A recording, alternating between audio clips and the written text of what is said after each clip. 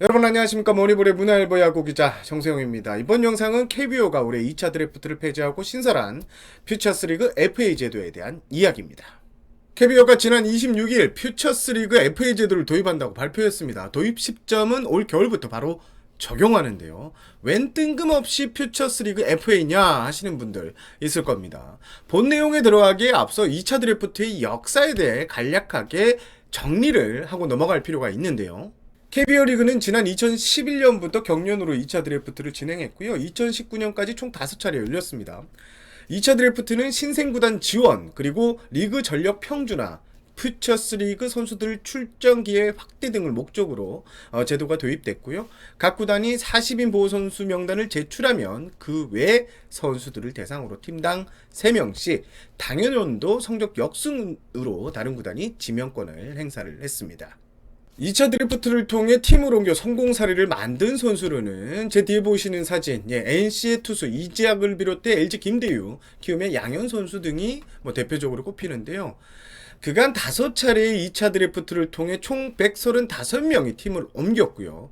설 자리를 잃은 베테랑과 주전 경쟁에서 밀린 유망주가 새 팀에서 기회를 얻었다는 점은 좋은 평가를 받았지만, 그러나 실효성에 대한 의문도 꾸준히 나왔습니다. 특히 두산과 같이 선수층이 조금 두터운 팀들만 집중적으로 손해를 보는 부작용이 생겨나기도 했습니다.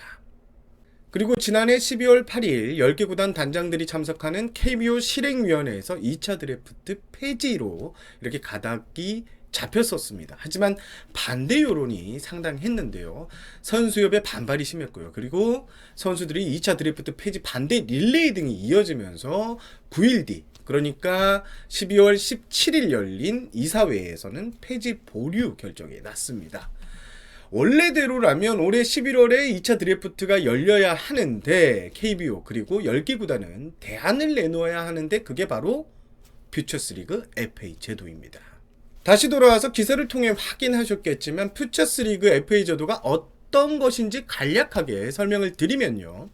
퓨처스리그 FA 자격 취득 대상자는요, 각 구단 소속의 육성과 군보류, 그리고 육성 군보류 선수로 1군 등록일이 60일 이하인 시즌이 통산 7시즌 이상인 선수가 해당이 됩니다. 단 퓨처스리그 FA 자격 공시에 1군 리그에서 145일 이상 등록한 선수와 기존 FA 계약 선수는 대상에서 빠지게 됩니다. 세칙도 있습니다. 1군 등록 일수 60일 이하이면서 퓨처스리그 최소 한 경기 출장 기록이 있어야 한 시즌을 인정받을 수 있고요. 또 시즌 현역 등록 일자가 100일 미만이면 또 제외되는 이런 세칙들이 있습니다. 그리고 진행 방식입니다. 한국 시리즈 종료 후 5일 이내에 퓨처스리그 FA 자격 선수 공시가 이루어지면 구단은 다른 구단 소속 선수를 3명까지만 계약할 수 있습니다. 연봉은 직전 시즌 연봉의 100%를 초과할 수 없으며 계약금은 없습니다. 다른 구단 FA 선수를 영입하는 구단은 직전 시즌 해당 선수의 연봉 100%를 보상금으로 원소속 구단에 지급해야 하고요. 아울러 퓨처스 FA 선수와 계약하는 구단은 반드시 해당 선수를 다음 연도 보류 선수로 등록 후 소속 선수로 계약을 해야 합니다. 만약 FA를 선언한 선수가 다음 시즌 한국 시리즈 종료일까지 계약을 못하면 이 선수는 자유 계약 선수가 되고요. 이 역시 별도의 보상금은 없습니다.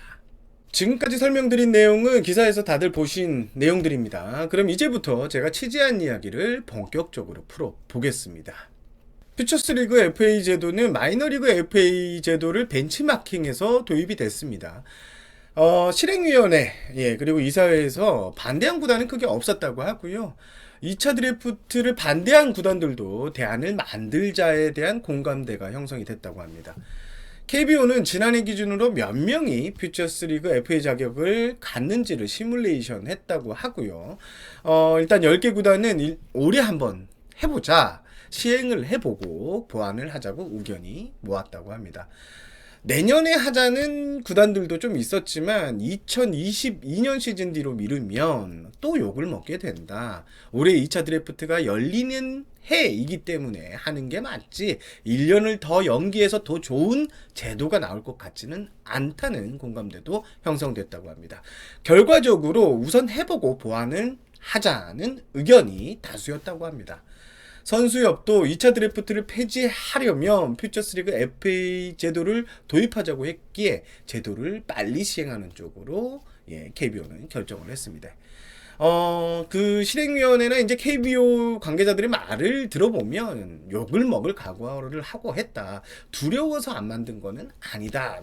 이런 얘기도 했습니다. 팬들이 가장 관심이 있어 하는 사항일 텐데요. 일단 풀릴 수 있는 선수가 누군가 하는 것인데요. KBO에 따르면 시뮬레이션을 한번 돌려본 결과 25명에서 맥시멈 한 30명 정도까지가 되고 1군에서 FA 한 시즌 평균 30명 정도가 자격을 획득하는데 그 정도 수준이 될 것 같다고 합니다. 일단 풀릴 수 있는 선수로는 두산의 외야수 국회성 선수, 제 오른쪽 보시는 쪽에서 오른쪽에 있는 선수죠. 그리고 두산의 투수 이동원, 또 SSG의 외야수 오준혁 선수도 아마 해당 사항이 있는 걸로서 알고 있습니다. 그리고 NC 투수 강동혁, 롯데 투수 김건국과 정태성, 삼성 포수 김흥민 등도 퓨처스리그 FA 자격을 얻을 수 있다고 언론들이 제 동료들이 보도를 하고 있습니다. 일단 퓨처스리그 FA 제도 도입 그리고 2차 드래프트 전면 폐지가 결정되면서 여러 가지 이야기가 나오고 있습니다. 특히 선수협 같은 경우에는 이번 제도에 대해 상당한 아쉬움을 언론을 통해서 전달하기도 했는데요. 저도 이번 퓨처스리그 FA 제도에 대해서 곰곰이 한번 따져봤는데 아쉬움이 좀 많이 남았습니다. 제가 조목조목 한번 짚어보면서 설명을 드리도록 하겠습니다. 먼저 선수가 직접 신청을 하도록 한 점입니다. 퓨처스 FA 대상자 정도 되는 선수, 팀 내 입지는 당연히 불안한 선수겠죠. 그런데 퓨처스리그 FA를 신청하였다가 다른 팀에서 데려가지 않으면 결국 구단에 밉보이게 되고 결국 낙동강 오리알이 될 수 있다는 우려가 있습니다. 무엇보다 이런 선수들은 에이전트의 도움을 받을 형편도 안 되는 선수들이 꽤 거의 아마 해당이 될 것 같은데요. 타 팀에 옮길 수 있을지 없을지를 알아보기도 어려운 상태에서 신청하라는 것은 다소 부당한 처사라고 보여집니다. 결과적으로 선수가 FA를 신청하지 않고 자동적으로 FA가 되는 방안으로 개선이 필요하다 이런 목소리가 있는데요. 이번 제도는 미국 마이너리그를 차용했는데 사실 미국 마이너리그 FA 제도도 자동적으로 FA 선언이 될 수 있도록 이렇게 되어 있습니다. 이에 대해 KBO의 입장도 한번 물어봤는데요. KBO의 설명은 이렇습니다. 모두 자동 FA가 되면 미아가 수두룩하게 발생할 수가 있다. 전염 방출 개념으로 사용될 수도 있다. FA 자체가 선택권이다. 놓치기 싫으면 1군에서 쓰고 자격 조건은 못 채우게 하면 선수를 안 뺏긴다. 구단들의 의견, 현장의 의견을 듣고 시뮬레이션을 돌려보고 선택한 결과라고 강조했습니다. 그리고 5년차 50일로 줄이다는 요청이 있다. 하지만 중요한 것은 너무 한쪽으로 선수들만 생각해서는 안 된다는 것이다.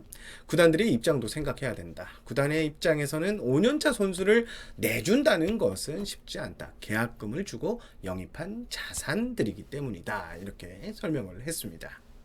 그리고 두 번째, 데려가는 팀에서 계약금은 물론이고 기존 연봉 100%를 넘는 이 연봉을 주지 못하도록 한 점, 이 점도 문제가 있어 보입니다. 물론 그런 경우는 많지는 않겠지만 기존의 팀은 연봉을 인상시킬 수 있는데 다른 팀에서는 그 이상을 주지 못하기로 한 점은 기존의 팀에 압도적인 호의를 준 것으로 볼 수 있습니다. 즉 기존 팀에서 잘 안 쓰던 선수를 다른 팀에서 필요해서 돈을 더 주고 데려가는 것을 막는 제도라고 보여집니다. 또한 다른 복수의 팀에서 원하는 선수가 나온다면 가격 경쟁력을 원칙적으로 차단하는 것일 수도 있습니다.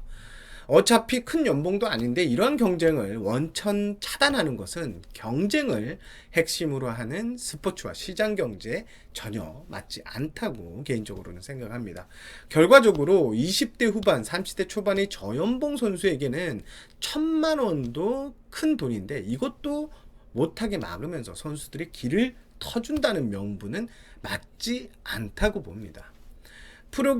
프로야구계에 정통한 법조인도 개인적으로 이번 제도 중에 최악인 지점이라고 생각한다고 이 조항을 좀 꼬집었습니다. 반대의 의견도 전해드리면요. 25명 중에 올해 이제 뭐 예상되는 인원이 한 25명이 될 텐데 25명들 중에 좀 더 자유롭게 오가는 것을 권장하는 것이다. 반대로 FA 시청을 안 하면 팀에서 연봉을 더 올려줄 수 있는 요건이 될 수 있다. 구단들이 코로나19로 위축되어 있는 상황도 고려해야 한다는 이런 반대의 의견도 있었습니다. 마지막으로 특정 팀에서 영입하려는 선수의 수를 3명으로 제한한 것에 대해서도 이야기를 해보면요. 이 제도는 리그 전력 평준화에 도움이 될 수 있는데 3명으로 제한하는 이유가 무엇인지는 잘 모르겠습니다. 퓨처스리그 FA 선수는 기존 선수 뎁스가 두터운 팀을 떠나 더 기회가 많은 팀으로 가려고 할 것이 뻔한데 반대로 뎁스가 얇은 팀 정도가 되어야 퓨처스 FA로 나온 선수들에 대한 수요가 있을 겁니다. 즉 영입하려는 팀이 알아서 판단하면 될 것을 합당한 이유 없이 3명으로 좀 제한을 뒀고 결과적으로 약팀일 경우에 4번째로 원하는 선수는 가고 싶어도 못 가는 상황이 될 수 있습니다. 길을 터주겠다고 하는 제도의 취지에는 좀 역행되는 것 같습니다. 자, 반대의 의견은 이렇게 이야기를 하더군요. 영입하는 선수가 많으면 상대적으로 방출되는 선수들도 많을 것이다. 그런 것들을 고려해서 설계했다. 이런 입장도 있습니다.